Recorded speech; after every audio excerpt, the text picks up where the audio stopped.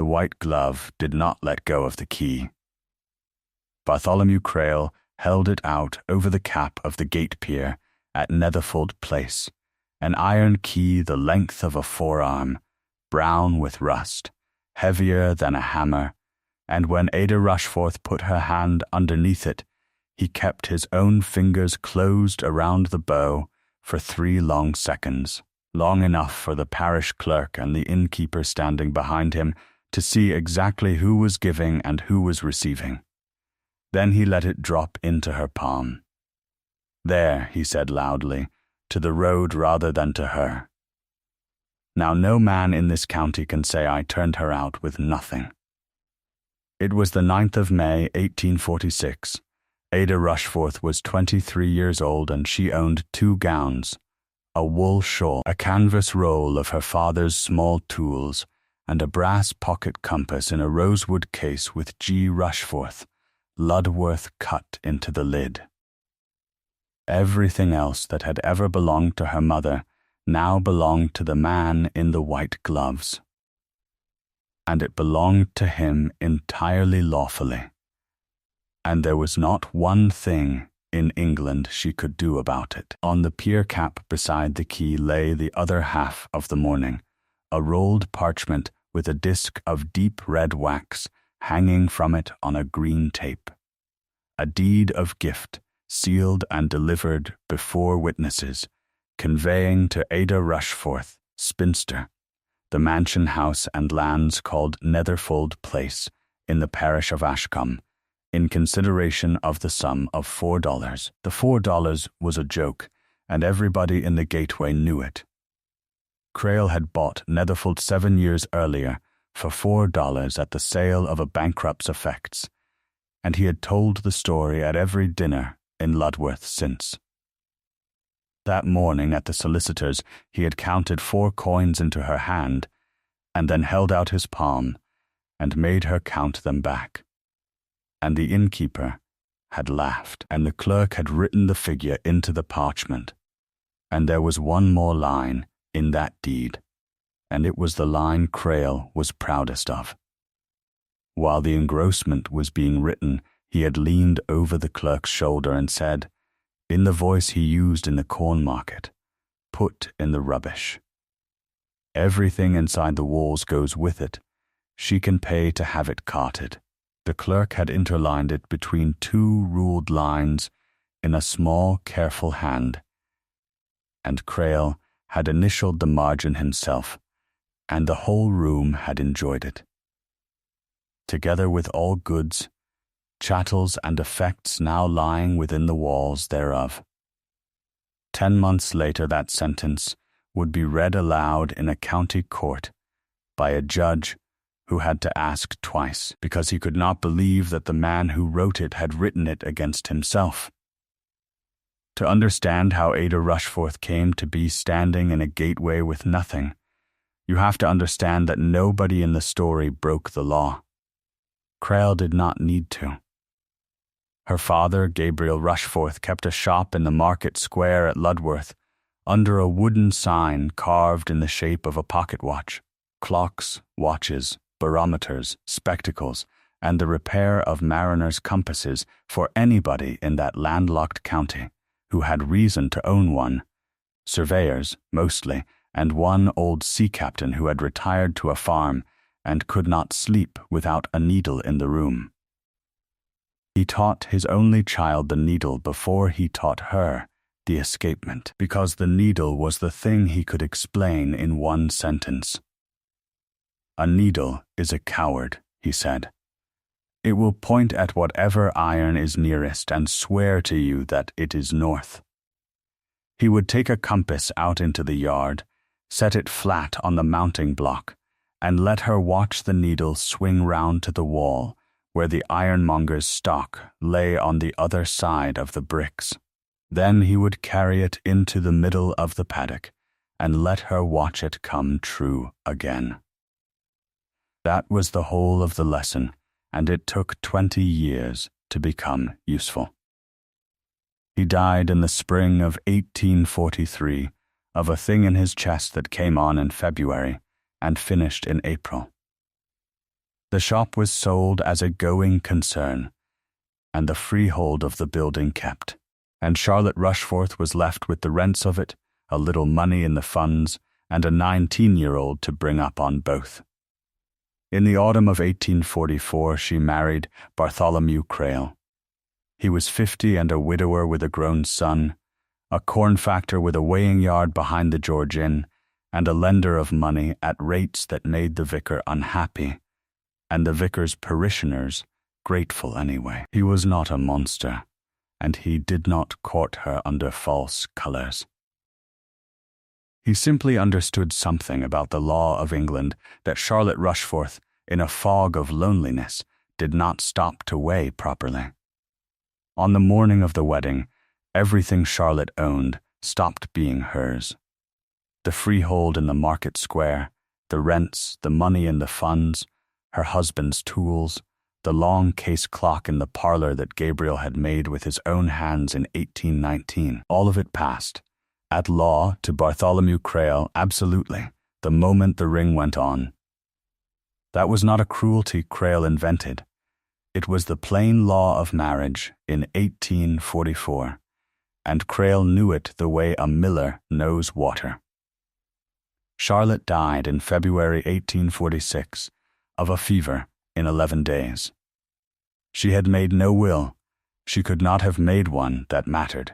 A married woman needed her husband's consent to leave anything to anybody, and Crale had never been asked and would not have given it.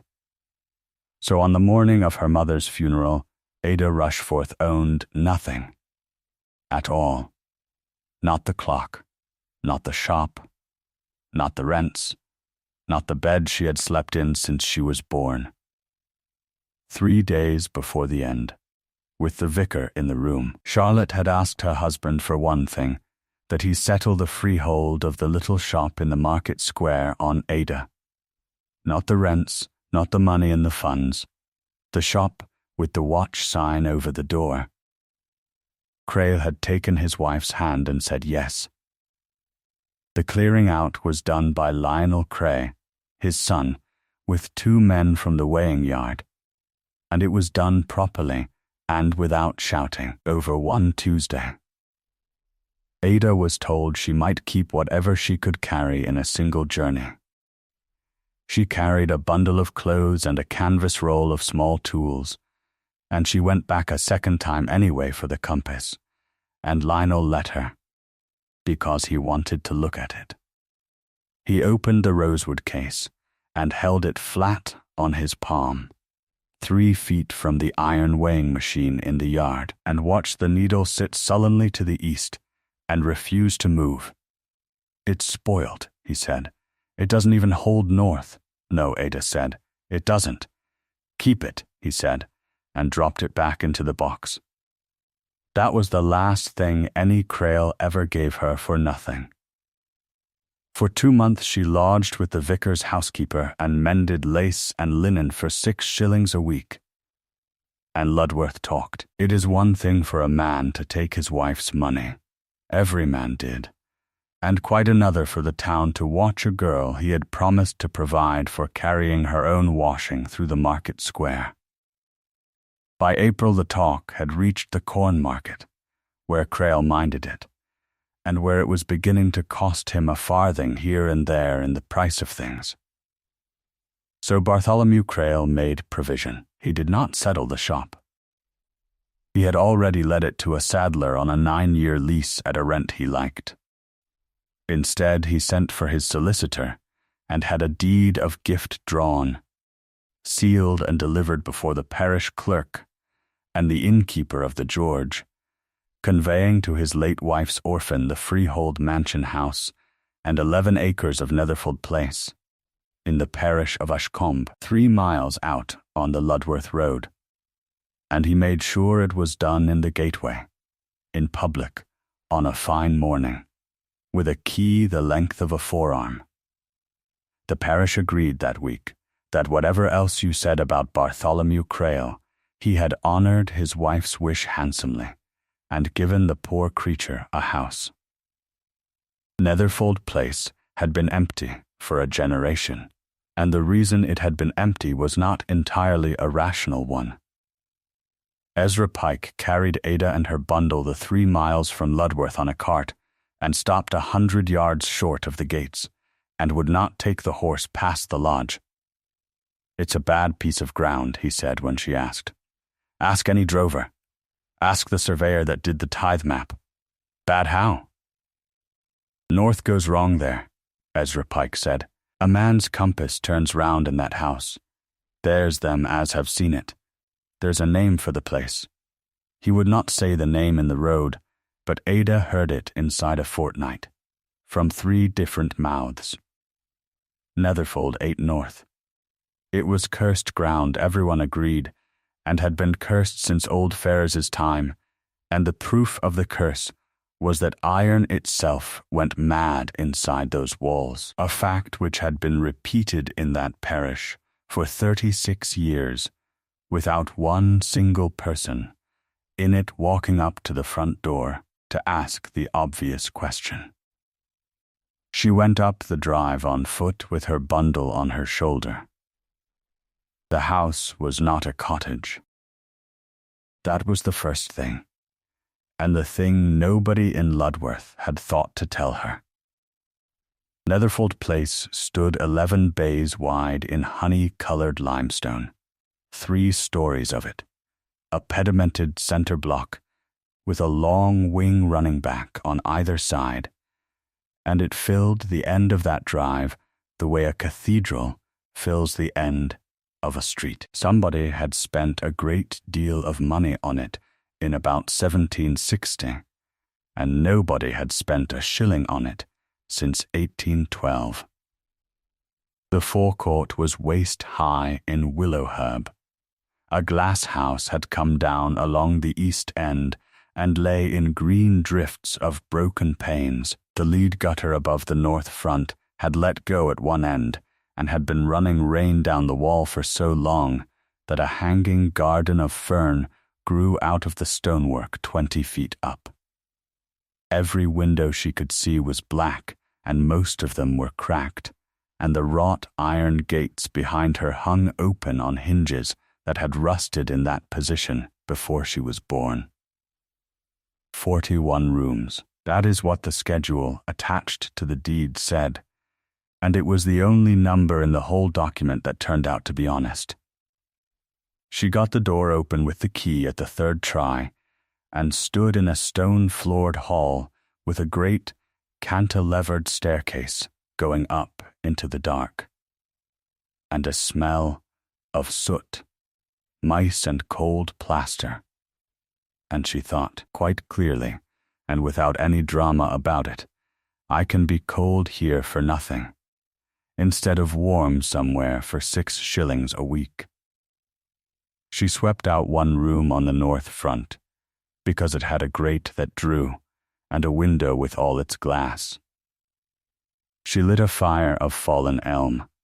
She put her father's compass on the window sill, because that was where it had always sat at home, and an hour later, drinking tea out of a chipped cup on the floor, she looked up and saw that the needle was pointing at the wall, not north. The wall, the blank inner wall of the room, with the passage beyond it. She turned the case. The needle swung back to the wall. She carried the compass to the far corner and set it down, and the needle came round again, patiently, like a hound that will not be called off, and pointed at the same wall. Her first thought was that the case had been jarred on the cart. Her second, in the morning, was that it had not, because in the forecourt, 30 feet from the front door, with the dew still on the willow herb, the needle sat exactly true and pointed at the North Star's ground, and the church tower at Ashcombe stood where it ought to stand. Then she carried it back inside, and it began to lie again. For 6 weeks she did nothing about it, because a woman with 30 shillings in the world does not have time for a mystery. She had a roof to keep the rain out of, and no money to mend it. So she learned to move buckets. She had 11 acres, and she let 10 of them for grazing at a rate that would pay the rates and nothing else. She walked into Ashcombe 3 times a week and took in mending, and that is how she met Susanna Peart. Susanna Peart was 58 and had been at the Lace Pillow since she was 8. She worked 11 hours a day at a window with a glass globe of water in front of the candle to throw the light onto her work, and for that she was paid 4p, because the machine net out of Nottingham had broken the price of hand lace and never given it back. Her eyes were going. Everybody's eyes went. Ada, who could not make lace, could wash and mend it, and Susanna Peart, who had no reason on earth to be generous to a stranger from Ludworth, taught her to read it. That is the whole of the plant, and it is worth saying slowly, because everything that comes afterwards turns on it. On a square of black cloth with a glass, on wet afternoons through May and June of 1846, an old woman in a cottage taught Ada Rushforth to tell Brussels bobbin ground from Mechlin, and Mechlin from Valenciennes, and all of them from the needlepoint of Alenon and Argenton, and every one of those from the flat lifeless net that comes off a machine. She taught her what a good sprig looks like on the wrong side. She taught her to hold a piece up against a candle and read the thickness of the thread. "There's none of it made now," she said once. "Not this. The war stopped it. And then the machines and the women that could do it are gone." In the 3rd week of June, Ada Rushforth stopped treating her father's compass as a broken thing and started treating it as a witness. She did it the way he had taught her at the mounting block. Take a reading. Move. Take another. Write both down. Never argue with the instrument. Find out what it is telling the truth about. She had no chain and no rule and no head for figures beyond a shop ledger, so she did not measure anything. What she did was simpler. She wrote out a list of every room and passage on the ground floor of Netherfold, and she carried the compass into each one in turn, set it flat on the floor in the middle, waited for it to settle, and wrote on a slate which way the needle chose. In the kitchens, true; in the great hall, true; in the east wing, true from end to end. In the north passage, 40 degrees out, pointing at the inner wall. In the little parlour on the far side of that inner wall, which she reached by going right round the house the long way, because there was no door through, 40 degrees out the other way, pointing back. In the room above on the 1st floor, out again, and pointing down and in. She stood in the stone hall with a slate in her hand, and did the only piece of reasoning in this entire story, and it did not require any education at all. A needle points at the nearest iron. There is iron in this house. It is not in the kitchen, because the range does not pull it. It is not in the cellars, because they are empty and swept, and the needle is true down there. It is behind the north passage wall, and it is behind the little parlour wall, and those 2 walls face each other, with about the width of a room between them. And there is no door into that room from anywhere in this house, and I have been walking round it for 6 weeks. She went and stood in the north passage and looked at 40 feet of blank lath and plaster with a dado rail on it, and thought about how the house was laid out. A great square of building, wings on all sides, and in the middle of that square no light well, no window looking inward, no way in. Every grand house of that date was built round a court. Netherfold had no court. Netherfold had a hole in the middle of it that nobody had opened a door into since before she was born. The next morning she bored the plaster with a gimlet at waist height, quietly, feeling foolish. At 9 inches the point stopped turning. Not on brick. Brick lets a gimlet in and crumbles. On something that took the bit and would not be argued with. And when she drew it out and looked at the end of it in the light from the passage window, the flutes were packed with orange rust, and there was one bright scratch of new metal. Then she took a sewing needle, stroked it on the little lodestone in her father's tool roll the way she had watched him do it 100 times, hung it on a length of silk from a nail, and walked it slowly along that wall. For 22 feet of it the needle swung round and faced the plaster like a compass finding a ship's stove. She sat down on the floor of the north passage with her back against the opposite wall and looked at the place for a long time. Then she went to Ludworth on foot to see a solicitor, because she was her father's child and she wanted to know exactly what she owned before she took a crowbar to it. Mr.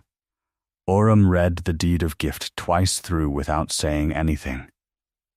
Then he read it a third time with his finger under one line, and he asked her whether she knew what her stepfather had put into the parchment, and she said she had heard him say it, and it had been a joke about rubbish. "It is not a joke now, Mr. Orham said. This conveys the house. And then it conveys, in a clause added by hand and initialed in the margin by Mr. Crale himself, all goods, chattels and effects now lying within the walls thereof. A man may give away a house and keep the furniture. Your stepfather has gone out of his way, in his own handwriting, to give you both. Whatever is inside those walls is yours as absolutely as the roof is." Then he turned back to the first sheet and read her the recitals, which she had never troubled with, because recitals are the dull part where a lawyer explains how a thing came to be owned. Netherfold Place had come to Bartholomew Crale in 1839 at the sale of the effects of the last of the Ferrers family of Ashcombe. Ada said the name twice before she understood it. Her mother had been born Charlotte Ferrers. "Your great-great-grandfather," said Mr. Orham, who had been 30 years in that town and knew everybody's grandmother, was Abel Ferrers, lace merchant, Ludworth and Ostend. He built the money that built that house, and he lost it, and the family came down, and the last of them let the place fall in. Your stepfather bought your mother's family house for $4 and gave it back to you as charity. And I do not suppose one person in the George on the day he did it knew what he was doing, including him. She walked the 3 miles home not thinking about lace or law or iron, but about a woman in a bed in February asking for a shop with a watch sign over the door, and a man saying yes with the vicar in the room. The last piece came over a lace pillow 4 days later, and it came without Ada asking for it. He dug it, you know, Susanna Peart said. Your stepfather. 2 summers, him and 2 men from the yard. The county had told the story for 36 years, and Susanna Peart told it in about 90 seconds. In the autumn of 1810, with the whole coast blockaded and foreign lace prohibited outright, Abel Ferrers had taken delivery of the largest run of Flanders goods ever landed in that part of England, and had carried it inland to Netherfold by night, and it had never been seen again. The revenue had taken his warehouse at Ludworth in the spring of 1811 and found nothing in it but flour. He was ruined by the seizure and the costs, and he died in 1813, 2 years before the peace, without ever getting his goods to a market that would have made him one of the richest men in the county, and every generation since had come out to Netherfold with a spade. Crale had done it properly in 1840 and 1841. He had lifted the flags in every cellar. He had sounded all the chimneys. He had trenched the kitchen garden and dug out the ice pit, and pulled down half the stable block, and at the end of the second summer he had gone back to Ludworth and told the corn market that the whole business was a fable told by old women, and that he had a hole in the ground 3 miles out that cost him £4 a year in rates. 5 years later he had given the fable away to a girl with 30 shillings in a gateway in front of witnesses, and he had made her thank him for it. Every man who had ever searched Netherfold had searched underneath it. Nobody had ever asked the house how many rooms it had. She did it herself, over 2 nights, because she could not think who to ask that Crale would not hear of within a day. The dado rail came away in one length. The lath and plaster came off in dry grey sheets, and made a noise like a slate falling every time a piece let go. And she worked with a candle and a bucket of water beside her, because of the dust. Behind the plaster, in a wall that was stone everywhere else, was a doorway-shaped panel of newer brick, 7 feet by 3, laid in a lime mortar that was harder than the brick itself. The brick took her the whole of the second night and most of a cold chisel. Behind the brick was a door of riveted iron plate, black under the rust, hung on strap hinges, and it had no keyhole in it at all, because it had never been meant to be locked. It was barred from her side, 2 flat iron bars dropped into staples, put there by somebody who had closed that door and then stayed outside it, and then had somebody else brick him out. The bars had rusted into the staples.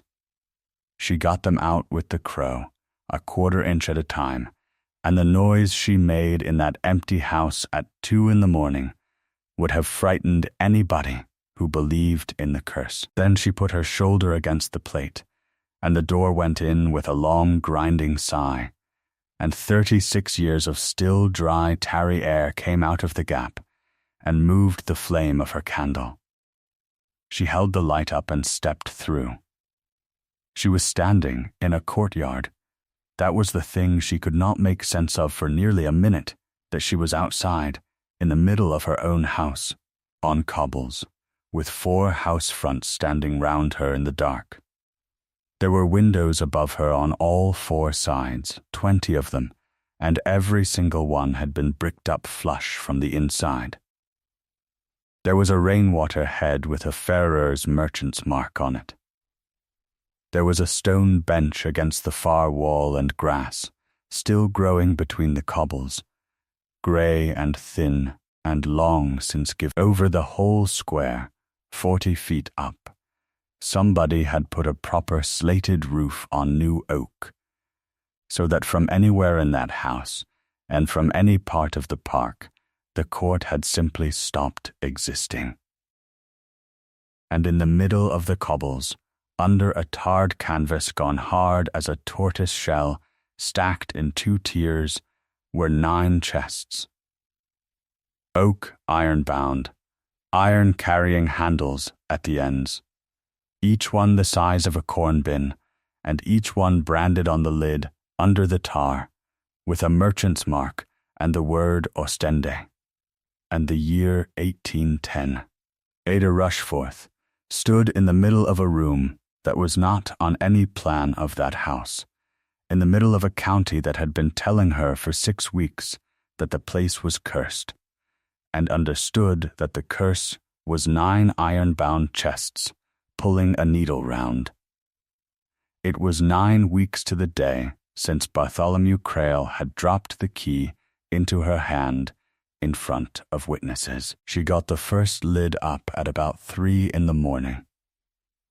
Under the oak there was a lining of sheet lead, soldered at every seam, Under the lead there was oiled paper. Under the oiled paper there was tissue, and under the tissue there was white. She lifted out 2 yards of a flounce and held it up in front of the candle, and the light came through the ground of it like frost on a window, and she saw a Brussels bobbin ground with sprigs worked into it that were finer than anything Susanna Peart had ever had on her black cloth, and her hands began to shake so much that she put it down on the lid and sat on the cobbles for a while. 9 chests, not one of them opened since the autumn of 1810. Mrs. Honoria Dace of Wigmore Street, London, came north in the 2nd week of August 1846, expecting to have wasted a journey, and she said so in the hall. Then Ada took her into the court, which now had a lamp in it, and a table under the bricked-up windows, and Mrs. Dace stopped talking for 2 days. She worked in white cotton gloves with a magnifying glass, and Susanna Peart sat opposite her and made the list, and Ada wrote it down: flounces, lappets, berthas, veils, whole dress lengths uncut, Brussels bobbin, Mechlin, Valenciennes, Point d'Alenon and Point d'Argentan needle-made, the pieces that had gone out of the world when the war and the machines finished the trade between them. The final count was 631 pieces. Mrs. Dace put down her glass at the end of the 2nd day and gave a valuation that she wrote out and signed, because she said Ada would need it in writing before the week was out, and she was right. 16,400. And then she said the sentence that Ada repeated to people for the rest of her life. Half of this cannot be bought at any price, at any house in London in any quantity, because there is nobody left alive who can make it. You are not holding a fortune, Miss Rushforth. You are holding the last of something. It had survived, because everything about its hiding place was accidentally perfect. Lead-lined, soldered, oiled, papered, no light at all for 36 years, so nothing had yellowed. No damp, because the court was roofed and drained, and the cobbles were laid on gravel. No smoke, no fire, no coal in the air, and no moth, because moth wants wool, and lace of that kind is linen thread spun so fine that a spider would be ashamed of it. Bartholomew Crale heard about it in Ludworth on the 20th of August, in the Corn Market, from a man who had it from the carrier. He came out to Netherfold that same afternoon with Lionel and a constable, and Ada met him in the forecourt and did not open the gates, and that was the last civil hour between them. His case, when his attorney finally put it into words, was the one Mr. Oram had seen coming from the first reading. The deed of gift, said Crale, conveyed a house. It did not, and could not convey the contents, which were chattels, which had never belonged to the house at all, which had been the property of Abel Ferrers, and had come with the freehold to Crale in 1839 by the sale, and were his goods, sitting inside a building he had made a present of. He would have the 9 chests, and he was content that Miss Rushforth should keep the roof he had given her. He tried the other road first, and it took 11 days to fail. He laid an information that the goods were contraband, run through the blockade and never entered, and therefore forfeit to the Crown. The collector of customs came up from the port with 2 officers, and looked at 9 chests of Flanders lace in a walled-up courtyard, with 1810 branded on the lids, and told him, in front of witnesses, that the prohibition on foreign lace had ended with the peace, that the duties had been altered twice since, that no information could be laid against goods after such a length of time, and that the Crown thanked Mr. Crale for his diligence. So it went to the county court in March 1847, and it took one afternoon.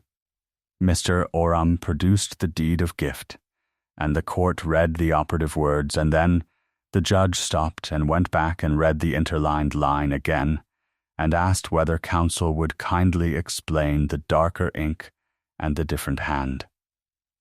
The parish clerk was sworn. He had been in the room. He had heard Mr. Crale lean over the clerk's shoulder and say, as near as he could remember it, "Put in the rubbish. Everything inside the walls goes with it. She can pay to have it carted." The innkeeper of the George was sworn, and remembered it a little differently. And worse, he remembered the laughter. The clerk who had engrossed the deed was sworn, and identified the interlineation as written by himself at Mr. Crale's dictation, and the initials in the margin as Mr. Crale's own, made in his presence. Then the judge asked Bartholomew Crale, standing in his own coat with his own gloves in his hand, whether those were his initials. He said that they were. The judgment took 4 minutes. A deed under seal, executed and delivered, cannot be recalled because the grantor has since discovered that he was more generous than he intended. The words were the grantor's own words, added at his own instance, and they were not ambiguous, all goods, chattels and effects now lying within the walls thereof. The chests had been lying within the walls thereof since 1810. They passed judgment for the defendant, with costs. Lionel Crale gave evidence about a compass that afternoon to show that the family had always understood there was iron in the house and had therefore always meant to keep whatever iron there was. It did him no good at all, and it gave the county the one detail it repeated for 20 years afterwards, that Crale's own son had held that compass in his hand, watched the needle refuse north, called it spoilt, and handed it back. She sold 180 pieces through Mrs. Dace at the November sale in London, and kept the rest, and with the first payment she did 4 things in 1 week. She had the north gutter taken down, and relaid in new lead, 70 feet of it. She had the glasshouse cleared, and the forecourt scythed. She had the wrought iron gates lifted off their rusted hinges, straightened by a smith in Ashcombe, and rehung so that they would close, which they had not done since 1812. And she had every window in the north front reglazed, so that the village of Ashcombe, which had watched 1 candle burn in that house on the night of the 9th of May, looked up the valley one evening in December and saw 40 windows lit. The court she kept, but she took the roof off it. The oak was sound and the slate was good, and she had them both down and sold anyway. And in their place she had a glazed lantern built over the whole square, so that the blackest room in England became the lightest room in that house. She put long tables under the bricked-up windows. She never had those windows unbricked. She said they were the only part of the building that had done its job. And in that court from the spring of 1848, she ran a lace school. It was Susanna Pietz, really. Ada bought the parish's pillow lace outright at a price the Ludworth dealers called insanity, sold it in London under one name and one standard, and paid by the piece and paid weekly. She fitted every table with a lamp and a water globe, because she had watched what 4pence a day and a bad candle had done to a good woman's eyes over 40 years. There were 40 women in that court in the first year, and 70 in the second, and the wages were the wages of Netherfield, and every dealer in the county hated her, and every lacemaker within 9 miles wanted in. A flounce made in that court went to the Great Exhibition in 1851 in a case of its own. The ladies of the county, who had not called on Miss Rushforth when she was a ruined man's stepdaughter mending linen for 6 shillings, called on her twice a year afterwards, and were received in the court with tea. Bartholomew Crale went down in the crash of 1847, which took a great many corn factors with it, and the costs of a lawsuit he had brought did not help him. In the September of 1848, he came out to Netherfold with his hat in his hand, and asked whether she would buy the freehold of the little shop in the market square at Ludworth, with the watch sign over the door which the saddler was leaving. She bought it at his asking price, without a word of haggling, which was, everybody agreed afterwards, the cruelest thing she ever did to him.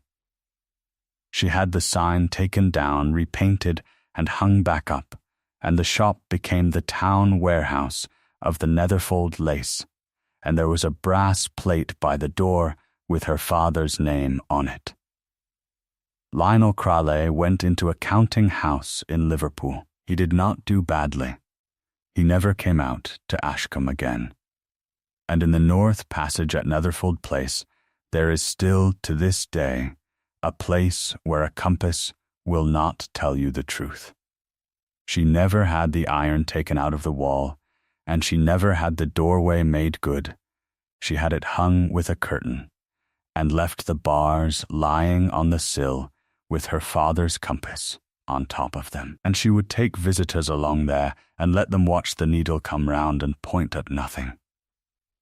They always asked her the same question, and she always gave them the same answer. Why not have it put right? Let it point where it likes, Ada Rushforth said. It was wrong for 36 years, and it is the only thing in this county that ever told me the truth.